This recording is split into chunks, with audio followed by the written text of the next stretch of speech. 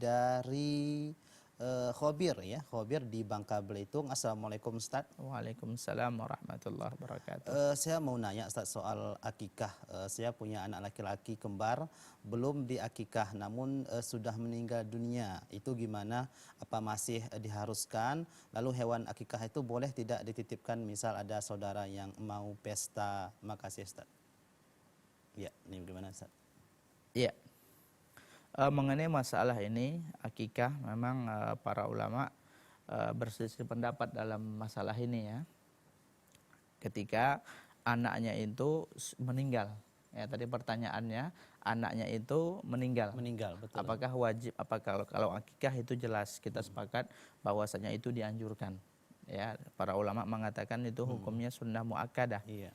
Nah, sekarang bagaimana kalau seandainya anaknya meninggal, apakah masih wajib untuk diakikahkan? Nah, dalam masalah ini para ulama berselisih pendapat, ya.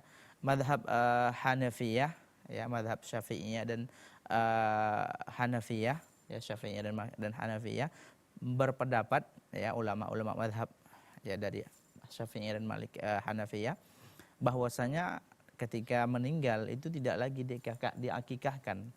Karena apa? Karena dalam hadis Rasulullah Shallallahu Alaihi Wasallam menyebutkan ya yudbahu anhu fi yaumis sabi. Ya, akikah itu disembelih ketika hari ke-7.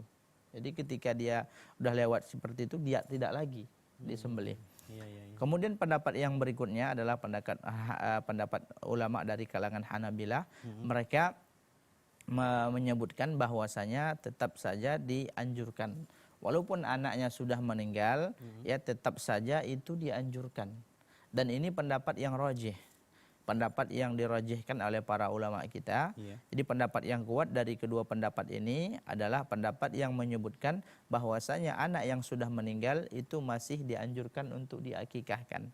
Karena dalam hadis Rasulullah sallallahu alaihi wasallam atau kama qala Nabi sallallahu alaihi wasallam menyebutkan kullu ghulamin murtahanun bi'aqiqatihi hatta yudhbahu anhu fi yaumi sabi'ihi.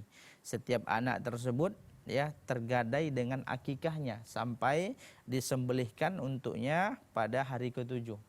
Jadi ya selama belum ada sesembelihan, walaupun ya kullu ini menunjukkan lafaz umum.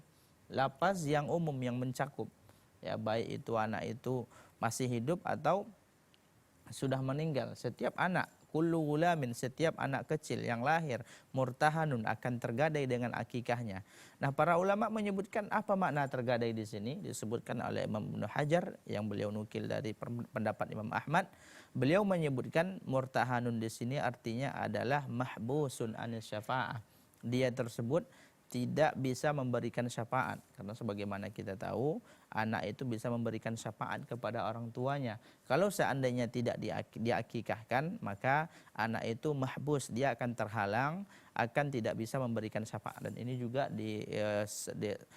juga disampaikan oleh Al-Imam Ibnu Qayyim dalam kitabnya Zadul Ma'ad. Demikian wallahu a'lam.